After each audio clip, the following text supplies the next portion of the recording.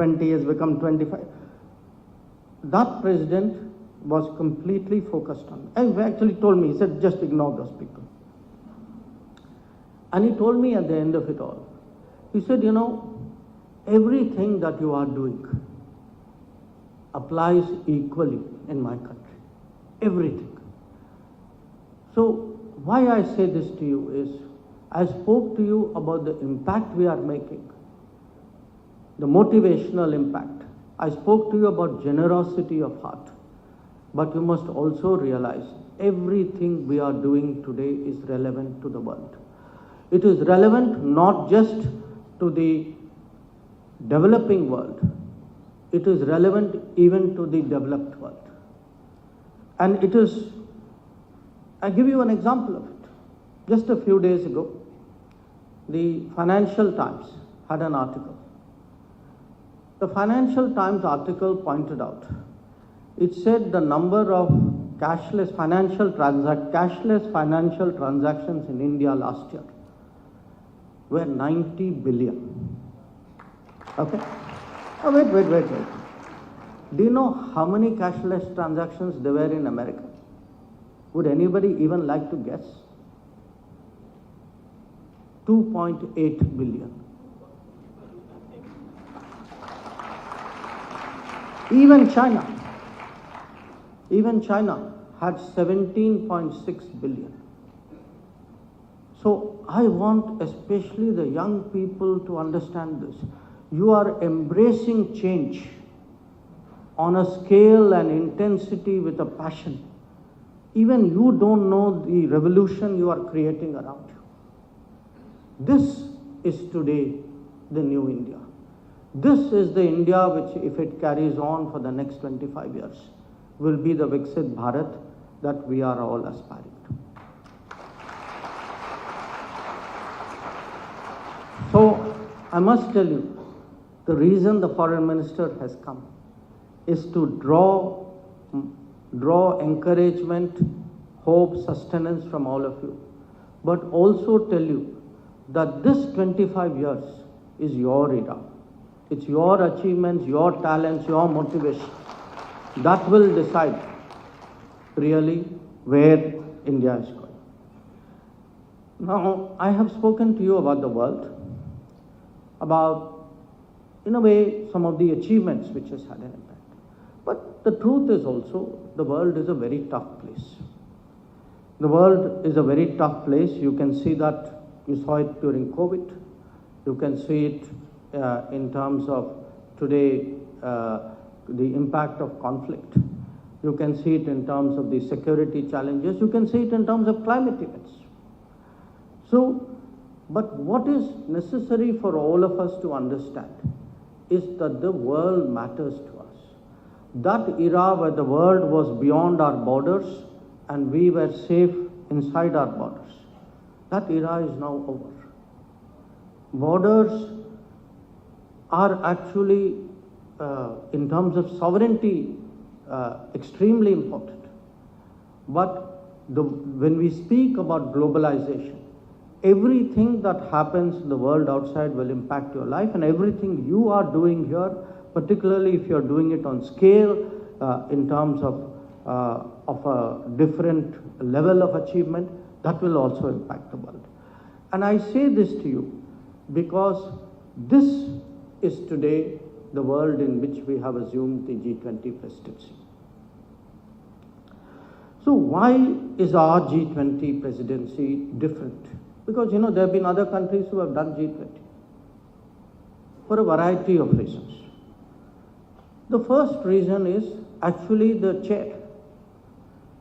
The fact is, India has assumed the G20 presidency at a moment when India is mattering more and more to the world. It is mattering more to its world, partly because of our economic achievements, that from number 12 or number 10, we have now become the number 5 economy.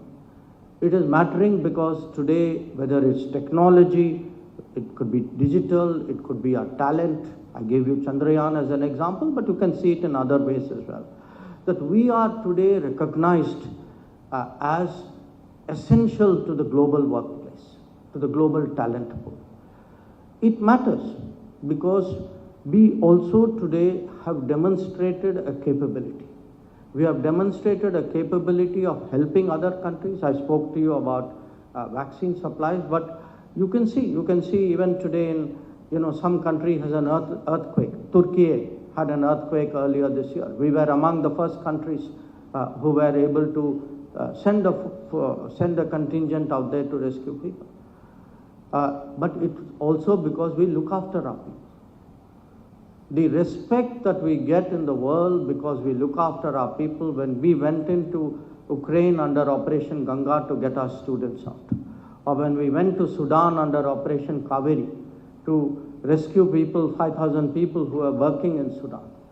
So in the eyes of the world today, it is our economic achievements, it's our technology capabilities, it's our talent pool, it is actually our capabilities, and it is a fact that all of this is done as a democracy.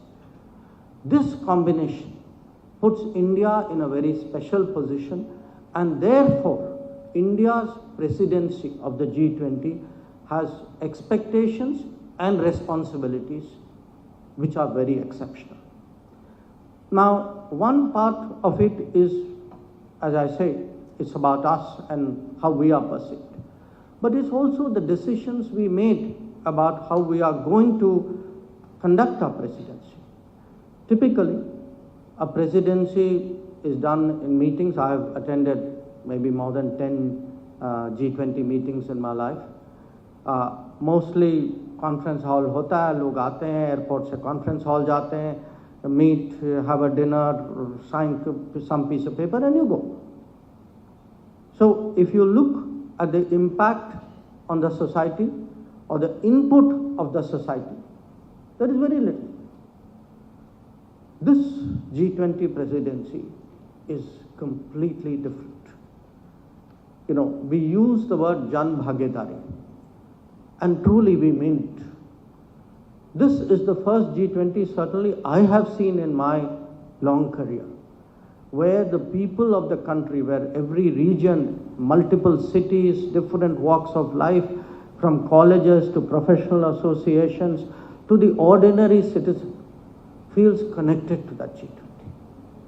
And we are doing it because in Prime Minister Modi's view, in his vision, we want to use the G20 to prepare to make the world ready for India, that India which all of you are going to make. We also want India to be ready for the world. We want especially the younger generation, and we want the cities and towns and the states and union territories of India to actually understand fully the opportunities and the possibilities in the world out there. And in the last year, the difference we have been able to make is we have not done the G20 as an official program, we have done it as a national celebration. And that is actually a G20 with a difference. Now, what is the challenge in the G20? There are two big challenges. One is what is called the divide between the North and the South. The developed North is a term for developed countries. South is a term for developing countries. So, Viksit Desh hai, jo Vikashsheel Desh. So, their gap, their divide which has been growing. And secondly, the polarization that we see today between what you can call the East and the West, particularly as a result of the Ukraine conflict. So you have an East-West problem, you have a North-South problem. Guess who is in the middle? That's us. It is our responsibility today to find a way of bringing the world together, and we are confident of discharging this responsibility precisely because, as I said, we have today a respect in the world coming from our governance, coming from our economy, coming from our technology, coming from our independent foreign policy stance. So that sense today that this is a fair India, a generous India, a connected India, that these people will conduct their presidency responsibly, taking every view into account and find a landing ground which will be acceptable to everybody.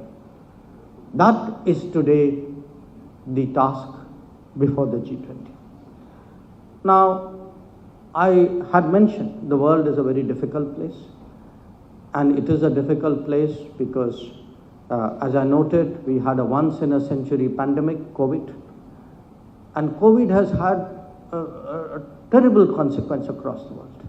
You know, there are parts, in India at least, we have recovered in many ways. I must tell you, many parts, many countries have not been able to recover the manner in which we have. Secondly, the conflict, because again, it has shown today how much the world matters to us. That a conflict is taking place in Ukraine, an entire continent away. And that conflict is today creating problems in fuel cost, in availability and prices of food grains, in the access to and the price of fertilizers. It is actually creating inflation across the global economy. So the COVID, 3 years of COVID, a year of this conflict, already large parts of the world were struggling with debt issues, trade issues. And then we are seeing more and more climate events. And climate events of a very large kind, which actually impact an entire economy, entire country, sometimes an entire continent. So how is this reflected? We are seeing this in the challenges that we have to address. The debt and inflation, I spoke to you. You know, by the end of this decade, we are supposed, all the developing world, we should have attained what are called sustainable development goals. That means better health, better education, better literacy, better nutrition, better living, better water, better energy. The truth is, after 3 years of COVID, a year of this conflict, other problems created by globalization, the world is not going to get to its targets. This is one of our biggest worries.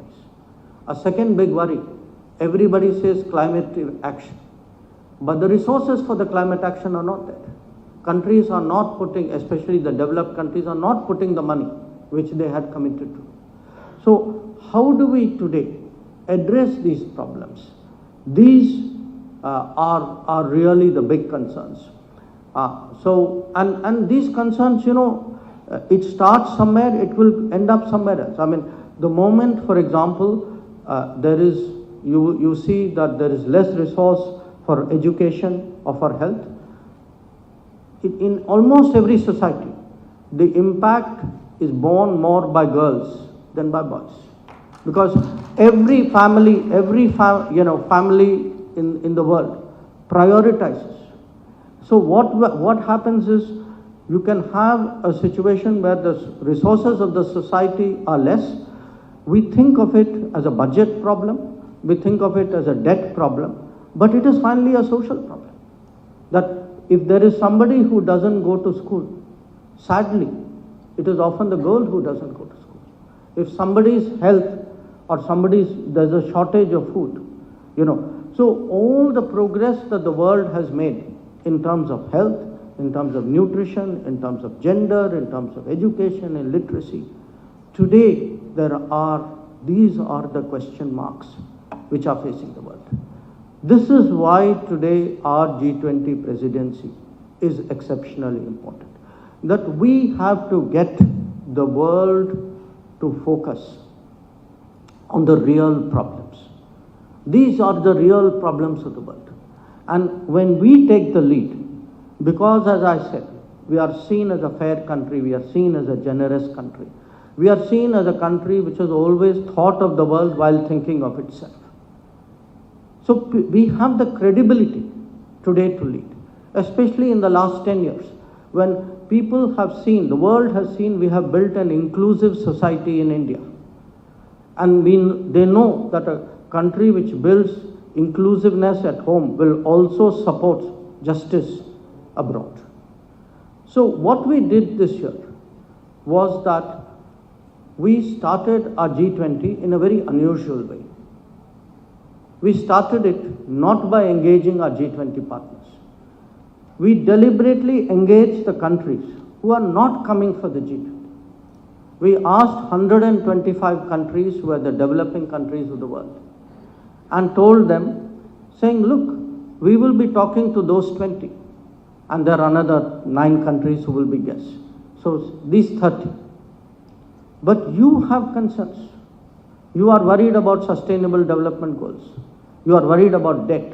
You are worried about climate. You are worried about gender. You are worried about health.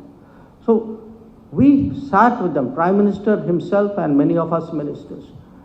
We sat with 125 countries in January of this year for what we called the Voice of the Global South. So this G20 will be a different G20 because we have made Global South not only part of the lexicon of international relations, we have put Global South on the conscience of the world. That is what will actually play out in the first week of September. So do understand today that in all of this, our achievements, our capabilities, everything that we have done, because I must tell you, when, as someone who probably spends half my time traveling abroad, the world is fascinated by what is happening in India. That when the conversation I spoke to you about, that when I tell a foreign leader, we give food support to 800 million people, they cannot believe that number. When you tell them that under, say, Mudra, we give loans to 400 million people, that under Awas Yojana, and all of this is in the last 10 years, that in 10 years, 150 million people are living in new homes because of the support given by the government. 95 million women today are not breathing firewood because of the Ujjwala program. That you have, as I said, Anna Yojana, 80 crores, 800 million people who get the essential nutrition because of food from the government. Or under the Jan Arogya Yojana, 1/3 of our country, more than 1/3 of our country today, is actually getting access to health. And all of this is possible, just like those cashless financial transactions. It is possible because we have today made that big leap into becoming a digital society. That digital society is the basis for the good governance that we have seen for the last 10 years. And if we can take it forward for another generation, for 25 years more, I can assure you that we will be in a completely different zone. So what I would like to do is finally, because I want to leave some time for questions. So I will end finally with one more thought for your consideration. I have spoken about our achievements, about technology, about leadership, about vision. But finally, never underestimate the power of ideas. That today, India is actually seen, and our Prime Minister personally is seen, as a very powerful propagator of ideas. And I saw that for myself when I was still ambassador in the United States in 2014. He came up with the idea of an International Day of Yoga. Okay. To be very honest, many of us, and I would admit to you very honestly, I myself didn't fully appreciate what a global impact it would make if you can actually get the entire world on a single day to realize what the practice of yoga, what the benefits of yoga can be. And if you see since then, we have changed the world's thinking about solar energy through the International Solar Alliance. Today, we are trying to change the world's food habits through the International Year of Millets. We have created a collective way of responding to disasters through a coalition of disaster response. In fact, one of the really imaginative ideas is something called One Sun, One World, One Grid, where actually you can keep generating energy as the sun travels through the world, and if you have the grid will keep passing that energy. So the whole perception today of India is not just a happening place where these big leaps of technology are made. It is also a place, a country which is today seen as responsible, which is seen as innovative, which is seen as actually driving global progress. I think that is the biggest inheritance that we can give to the up and coming generations. So I am very confident that when one day you will all look back, you will all remember 2023. 2023 as a big year for India, as a year when our G20 presidency put us on a different place in the map of the world. And that is not just a memory I want you to have. I want you to think of that as a baseline from which all of you then took this country over the next 25 years during the Amrit Kal to the goal of having a Viksit Bharat. So once again, really, thank you for turning out in such large numbers. I'm really very, very touched. And I can stand here. Okay, I'll sit there perhaps and be happy to respond to any questions.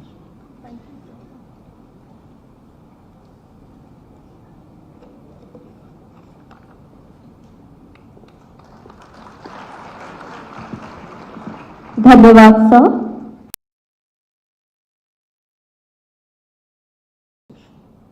That topic of conversation was the Chandrayaan landing.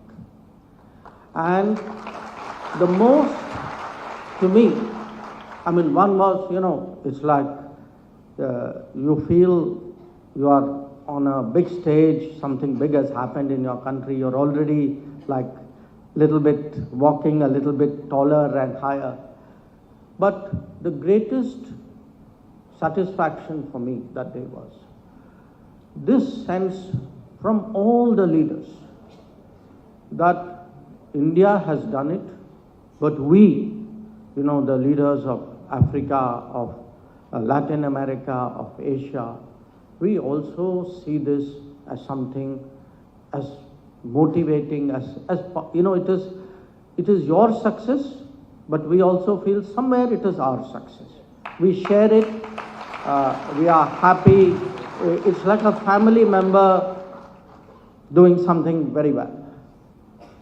Now, I start with this experience because especially the young people of India have to understand that everything you are doing will do your... Ma'am, can we please have a mic here?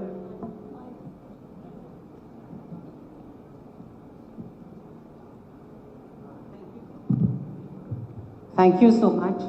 I don't want to ask a question, but I just want to add to what you said.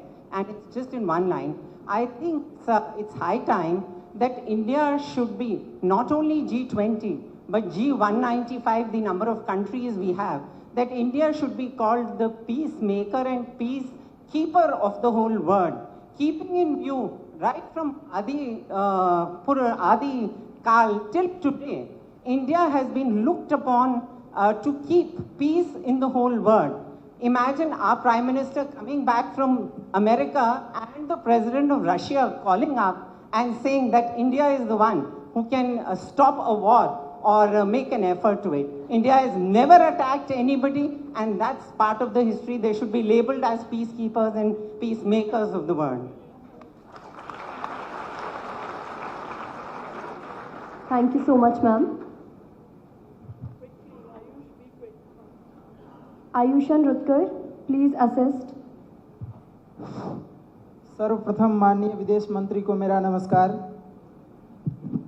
महोदय, मेरा प्रश्न है, भारत संयुक्त राष्ट्र सुरक्षा परिषद का अस्थायी सदस्य बनने के लिए किस प्रकार परमाणु आपूर्तिकर्ता समूह में शामिल होने का भारत का लक्ष्य अभी अधूरा है। महोदय, भारत चंद्रमा के दक्षिण ध्रुव पर उतरने वाला पहला देश बना है।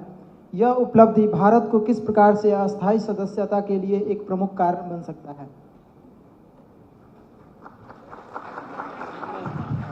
अगर ठीक लगे तो अगर मैं 2-3 प्रश्न एक समय में ले लेता हूँ, it's easier for me to then answer. Sir, you were the foreign minister both at the time. Introduce yourself if you don't mind. Hello. Okay, I can see you. Yeah, go Give us your name and your class. Sir, my name is Lokumar Singh. And I want to ask a question. Sir, you are the foreign minister both at the time of Chandrayaan 1 and Chandrayaan 2. Sir, I want to know how big institutions like ISRO, who have given their blood and sweat on a mission, and our government, who has spent a lot of money on mission, handle pressure and failure. Sir, do you think that the success of Chandrayaan 3 will motivate our Indian youth? Thank you, sir.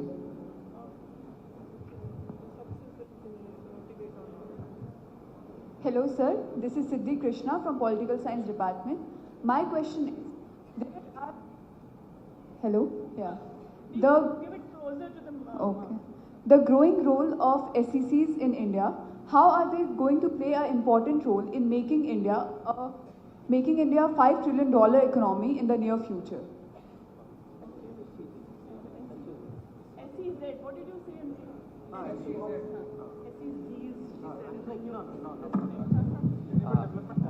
नहीं, special economic zones. एक और, one more. Namaskar, sir.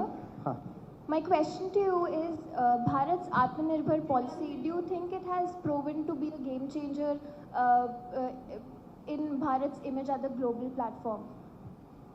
Can you repeat? We can't see you. Just raise your hand. Could you please repeat it? Okay, sure. And please raise your hand. Thank you so much. Namaskar, sir. My question to you is, do you think Bharat's Atmanirbhar policy has proven to be a game changer for its image at the global platform? Okay. Actually, जो आपके 3-4 प्रश्न जो थे, they had many common points also, so I will give you a collective answer. तो मैं शुरू करता हूँ UN सिक्योरिटी काउंसिल की जो परमानेंट सदस्यता जो है। देखिए, ये अभी जो UN जो है, इसकी आर्किटेक्चर जो है 1940s में बनी थी, जब सेकेंड वर्ल्ड वॉर चल रहा था उस समय। और उसके जब बनी थी, आप याद रखिएगा कि उस समय कुल मिला के UN, पूरे UN की सदस्यता जो थी वो करीब 50 देश थे। अब वो 4 गुना बढ़े हैं। अभी दुनिया में करीब दुनिया में करीब 200 देश। तो जो आप सोचिए कि कोई भी व्यवस्था जब 50 मेंबर्स होते हैं और अब वो व्यवस्था जो है 50 से 200 हो चुकी है, तो ये कैसे संभव है कि वही लोग जो 50 को चलाते थे वो 200 को चलाएं। तो ये परिवर्तन तो आएगा, ज़रूर आएगा। पर इसमें क्या होता है कि जो लोग पहले, जैसे आपने देखा ना, कभी कभी आप जब यू स्पेशल में चढ़ते हैं तो जो पहले सीट में जो बैठ जाते हैं वो कभी सीट को छोड़ते नहीं। हाँ, वहीं आप खड़े हों, बस कहीं भी जा रही हो तो वो बैठे रहेंगे वहाँ, आपकी तरफ देखेंगे भी नहीं। हाँ, तो क्या होता है कि एक किस्म से UN भी ऐसा ही है। हाँ, कि जो बैठ गए, हाँ, जो बैठ गए उनको लगता है कि हमारा हक है। अब ये बाकी दुनिया नहीं मानेगी, क्योंकि आज अगर आप देखें सिक्योरिटी काउंसिल के परमानेंट मेंबरशिप से एक भी अफ्रीका का देश नहीं, एक भी लैटिन अमेरिका का देश नहीं, दुनिया का सबसे बड़ा देश पॉपुलेशन के हिसाब से, 5वां इकोनॉमी, उसको आप बाहर कितने दिन के लिए रख सकते? और जब आप रखेंगे इनको बाहर, क्या होता है कि क्रेडिबिलिटी, नुकसान किसको पहुंचता है? नुकसान जो है UN को होता है, क्योंकि UN की क्रेडिबिलिटी पर प्रश्न चिन्ह लग जाता है। तो UN के कुछ भी निर्णय हो तो बाकी कहते हैं कि भाई वही 5 उन्होंने लिया। तो आज मुझे लगता है ये, अगर आप एक डेमोक्रेटाइजेशन की परिप्रेक्ष्य से देखें, क्रेडिबिलिटी की सोचें, संख्या की कहीं आप ज्ञान लें तो मुझे लगता है ये जरूर ये परिवर्तन आएगा। और हाल ही में जब हम लोग साउथ अफ्रीका गए थे ब्रिक्स में, तो इस बार ब्रिक्स की कलेक्टिव पोजीशन जो है ये भी आगे बढ़ी है कि पहली बार ब्रिक्स ने कहा है कि सिक्योरिटी काउंसिल मेंबरशिप में, मेंबरशिप्स इन प्लूरल, हाँ, security council memberships should undergo a change. So history is on our side. I can tell you, UN will change. The people, the countries, the people, the forces who are blocking it will keep trying, but eventually it will happen. What impact has Chandrayaan had on it? See, Chandrayaan has had an impact globally in terms of India's capability. It has had people see. One, of course, we are the fourth nation to go to the moon. But we landed close to the South Pole, which was very difficult. So, this is like taking an exam, but you have deliberately chosen a very tough paper to pass. So, your credit is even more. And people recognize that. Then people ask themselves, one question again I got when I was abroad, that we heard that this is at such a competitive cost.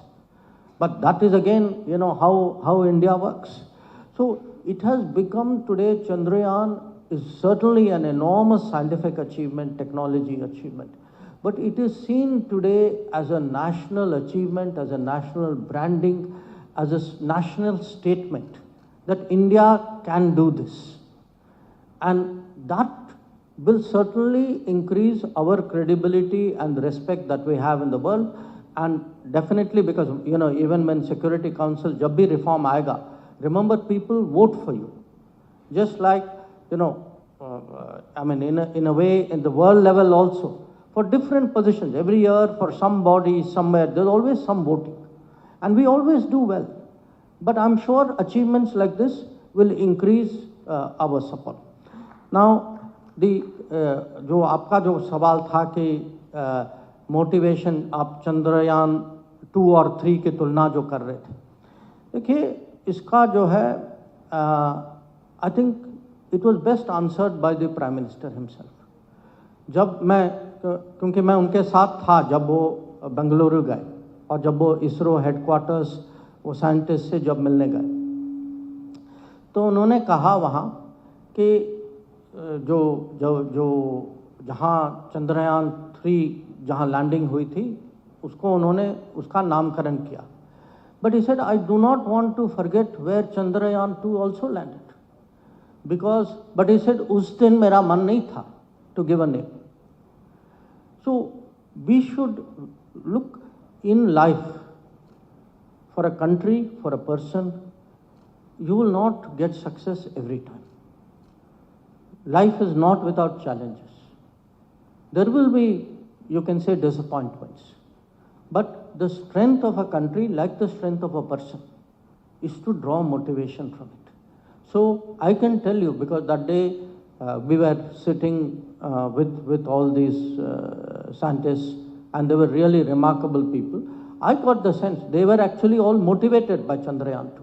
That for them, okay, that happened, now we will show this time that definitely, this is an ISRO which can achieve this, this is a country which can achieve it. So I think it was taken in that sense really as a motivating factor. जो अंत में 2 सवाल जो हैं, SEZ and the Atmanirbhar Bharat, because they are also connected. Today, again, I give you some personal examples. Recently, Prime Minister went to America. Many of you would have seen it, you would have heard it. It was to me, very interesting that some of the leading semiconductor manufacturing companies of the world actually did agreements with us and are already today in India following up on those agreements, even though it's just a few months. This shows today that in very cutting edge areas, today, a very famous case which all of you will know is Apple. That Apple today has chosen to make India a production center. It is a statement about the change, how much easier it is to do business, how much better our infrastructure has become because of Gati Shakti, how much easier of living, that, you know, regulations come hai, forms come hai, it's just so much easier to operate in India. So the hard work of the last 10 years is today paying off in terms of how the world looks at us. And one way the world looks at us very differently is it's no accident that investments into India by the brand name, you know, by the really top companies of the world, those are growing. And ultimately, see, it is not our destiny to be a market for other people. We are India. We are the largest country in the world. We will, God willing, be the third largest economy very soon. We have our talent, our creativity must be given the opportunities to express itself. And certainly, Atmanirbhar Bharat is a vision. It is a vision that we can make in India. We can make the best products in India. We can make for the world. That at the end of the day, when we speak about SEZ, when we speak about Atmanirbhar Bharat, remember one thing. Finally, it is about employment. It is about giving all of you opportunity. It is for you. These are all these are a vision which will actually create a better future for you as you actually enter the job market.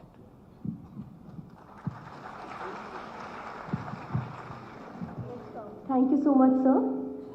We would like to move to one more round for questions.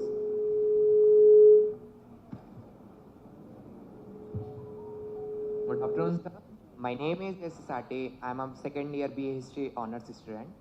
Sir, my question is, as India stands right now in the Russia-Ukraine conflict for neutrality, and also in the past, whenever the world moves toward the conflict, we favored peace, not any country. So do you think it is the most important step for India to be seen as a global leader? Thank you, sir.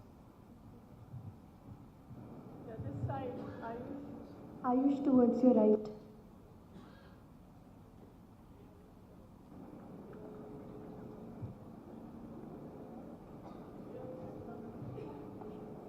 Hello, sir. Sir, my name is Umar. I'm from History Department. So, since the talk of the session was about G20, so my question is, how easy India is going to collaborate with other G20 nations in order to provide equal access to resources like healthcare and other resources? Thank you, sir.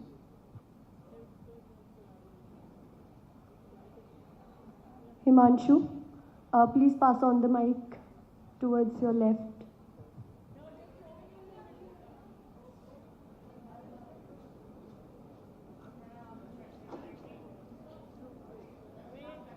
let them handle. We'll be providing with the mic. Wait for 2 minutes, please. Jaldi, jaldi. Namaskar, sir. This is me, Ananya, from Political Science Department. And my question to you is, how does India's G20 presidency contributes towards its global emergence as a leader in the global south?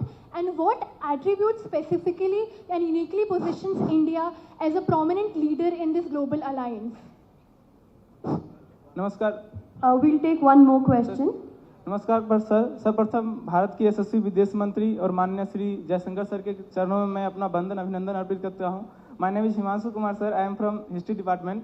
Sir, मेरा प्रश्न आपसे यह है कि आज वर्तमान समय में हम सब जानते हैं और वैश्विक घटनाक्रमों से भी साबित हुआ है कि भारत और अमेरिका के बीच नज़दीकियां बढ़ी है, जिसके बावजूद हम अगर रसिया यूक्रेन युद्ध में हमारी मजबूत तटस्थता बनी हुई है, क्या यह भारत की उभरती हुई आत्मनिर्भरता और विश्व की नई नेतृत्व शक्ति की निशानी है? Thank you so much. Now sir will be answering. मैं ये 3-4 कर लेता हूँ, then we can see. जो पहला सवाल जो था, which was जो रशिया यूक्रेन जो युद्ध जो हो रहा है, और can we become a global leader in terms of peace, propagating peace. देखिए, अगर आप आज दुनिया में जो करीब 200 देश हैं, उनको कोई भी बुला के पूछेगा कि आप बताइए कि आपका मत क्या है। मैं लिख के दे सकता हूँ, इनमें से 75% विल से पहले we need peace. Nobody wants this conflict. This conflict, as I said, इसके कारण तेल की कीमत बढ़ी है, अनाज की कीमत बढ़ी है, खाद की कीमत बढ़ी है। Countries have found, श्रीलंका में देखिए हालात उसके बाद। So the sentiment in the world today is for peace. तो हम कहते हैं कि हम न्यूट्रल नहीं है, हम शांति के पक्ष में, और दुनिया हमारे साथ है। तो majority opinion in the world today actually wants this conflict to end. तो ये हमें दबाव बना के रखना चाहिए। We have to use forums like G20, but not only G20, there will be other forums also that we can use. अब G20 में दो सवाल थे, एक ही हेल्थ को आप कैसे आगे बढ़ा सकते हैं, या G20 की क्या उपलब्धियां हो सकती हैं। आप जानते हैं कि G20 के जो थीम जो है वो वन अर्थ है, वन फैमिली है और वन फ्यूचर है। अब वन अर्थ का मतलब क्या है? वन अर्थ का मतलब है कि this is a common planet we inhabit. That means we will push green development, we will push climate action, we will push climate finance, we will look at issues like plastics, biofuels, disaster response, because we share one earth. It is our common living space. Now, when I come to one family must address the problems of the family. So what are the problems of the family today? Problems of the family, as I said, gender equality. Gender inequality has grown. Today, we can see that sustainable development, health, nutrition, all these have regressed. We are seeing inclusive growth has shrunk.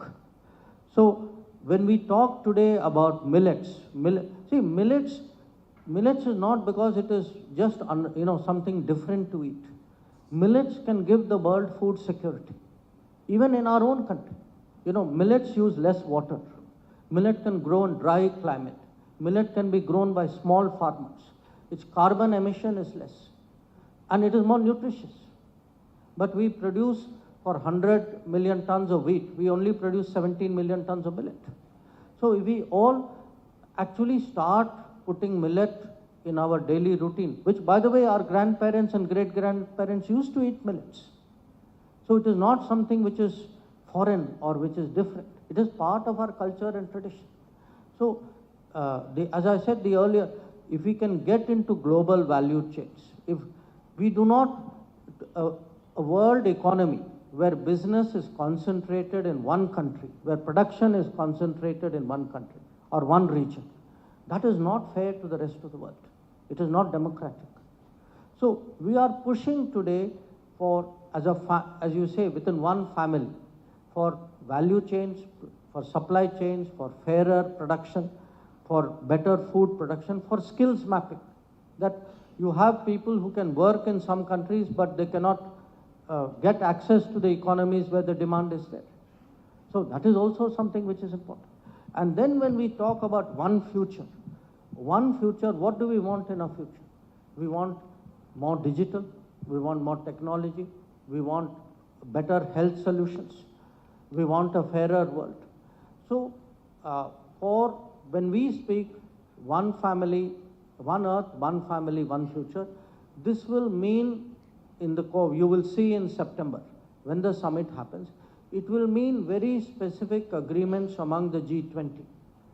Among the G20, isko hum kaise aage le jaएं? How do we address the present? How do we look at the future? How do we find solutions? Where do we find common ground? And definitely health, especially after COVID, will be something very, very big in this. Acha, last question, India-US. See, look, we are a very independent country. ये हमारे DNA में. So it is for us. It is not difficult to have good relationship with US. Also, जैसे आप PM US से आए, उसके बाद BRICS गए, जहाँ रशिया था, या हम क्वाड की मीटिंग करते हैं, उसके बाद शंघाई कोऑपरेशन ऑर्गेनाइजेशन की मीटिंग भी करते हैं। तो हम लोगों में वो आत्मविश्वास है, वो आज क्षमता है, वो हमारी ये सोच है। We have that ability today to stand up. I was once asked saying, which side are you on? I'm on my side, I will stand straight.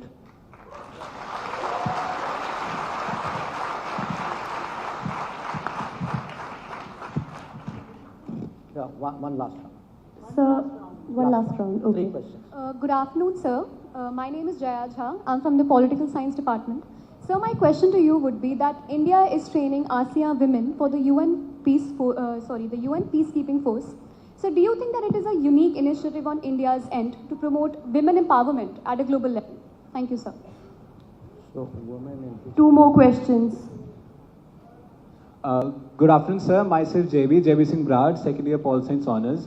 So my question is, how do you see that the rise of India to the position of the 5th largest economy, as well as the impact of the significant global diaspora that India has, how has that impacted in integrating Indian interest into US's foreign policy, particularly in challenging China's influence in the South Pacific Sea?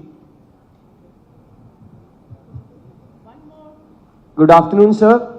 So my question to you is regarding artificial intelligence, because I think this is a facet which has not been completely enshrined in the G20 background, which I read on the G20. So my question is that artificial intelligence in the 21st century is so powerful in creating a discourse of knowledge, and that's going to ultimately create a global hegemony in the next 25 years, and that today the technology for artificial intelligence is completely concentrated in US and China. So as the president of G20, how does India cater to this problem, not just accommodating itself, but the countries of the global south? Thank you, sir. Okay, thank you.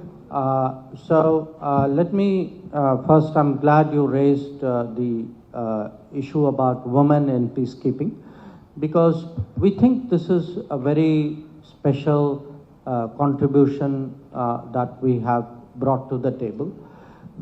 You would have seen in the last few years, we actually have women, initially we've had for a long time in the police forces, but in the armed forces as well. And I can tell you on the field sometimes it makes a very big difference when there is a peacekeeping force. It could be an all-woman force or even a mixed force.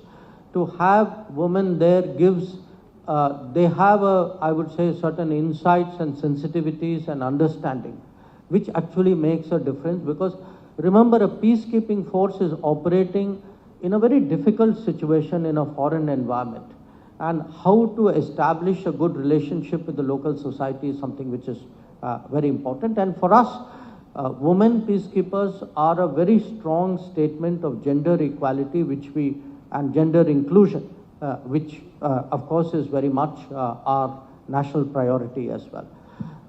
On the 5th largest economy, how will it impact US and China? So it will impact them. It will impact them because in many ways, as we grow our influence and capability, we will start to count more and more that there will be more manufacturing in India. There will be more services provided by India. Our role in international, if you look last few years, every year we have broken our record in terms of our export. So our role today, and even in terms of, how much Indians count in the global workplace. If you take the total global economy, the global economy its reliance on India will steadily grow. It is not just an economic number कि आज 3.8 trillion से हम कल 5 पहुंच जाएं या 6 पहुंच जाएं.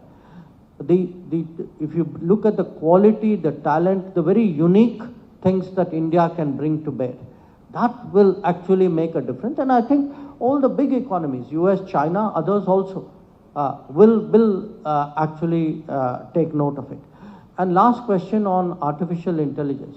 It is actually also under discussion because there are 2 parts of artificial intelligence. One is what goes into artificial intelligence. At the end of the day, it is about data. In fact, you know, each one of us, we are today what, 800 people sitting in this room. You know, how much data are we emitting even when we are sitting here? We today have to, you know, worry about, and not just worry, because it can be an opportunity if we do it well. Who captures the data? Who processes the data? Who uses the data to build capabilities? This is today a very big part of the competition among countries. So when we tell people saying, look, clean apps karo, be careful what you download. If sometimes government even blocks apps for that purpose. We want the younger generation to be aware data is a resource. That if somebody else, you know, you will not give away your gold to a foreigner without knowing it. Think of data like that. That if we actually process our own data, capture our own data, build those capabilities. So, but there is a different debate in the G20, which is how do we actually have a stable, you can kind of say, a responsible artificial intelligence regime or understanding. It's a very complicated debate. So it's very good that you raised the point. I think issues like AI or crypto will be discussed in the G20. But definitely I would say next 25 years जब हम विकसित भारत की बात करते हैं, next 25 years is also 100% an era of AI, and that is also